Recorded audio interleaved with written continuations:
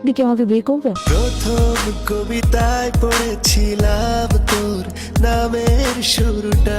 নানা বিতর্কের পর অবশেষে প্রেক্ষাগৃহে মুক্তি পেতে যাচ্ছে হাসান জাহাঙ্গীর পরিচালিত চলচ্চিত্র কন্ট্রাক্ট ম্যারেজ। হাইকোর্টের নির্দেশে সিনেমাটির সেন্সর বাতিলের সিদ্ধান্ত স্থগিত হওয়ায় এর মুক্তিতে আর কোনো আইনি বাধা নেই বলে জানিয়েছেন সংশ্লিষ্ট আইনজীবীরা। বৃহস্পতিবার 21শে মে বিচারপতি হাবিবুল গনির নেতৃত্বাধীন হাইকোর্ট বেঞ্চে আদেশ দেন। পরে বিষয়টি নিশ্চিত করেন নির্মাতা হাসান জাহাঙ্গীর। ছবিটির কেন্দ্রীয় চরিত্রে অভিনয় করেছেন জনপ্রিয় চিত্রনায়িকা মৌসুমী ও নির্মাতা হাসান জাহাঙ্গীর নিজে।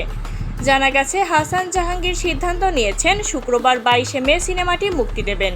তিনি জানান, ইতিমধ্যেই প্রায় 50টি হলে সিনেমাটি বুকিং দেওয়া হয়েছে এবং বিলম্ব না করে শুক্রবার থেকেই সিনেমাটি মুক্তি দেওয়া হচ্ছে। হাসান জাহাঙ্গীরের ভাষ্যে, প্রচারণায় বড় অঙ্কের ব্যয় হয়েছে এবং দেরির কারণে আর্থিক ক্ষতিও হয়েছে। উল্লেখ্য, বাংলাদেশ চলচ্চিত্র সার্টিফিকেশন বোর্ড 13ই মে সিনেমাটির প্রদর্শনী সাময়িকভাবে স্থগিত করেছিল।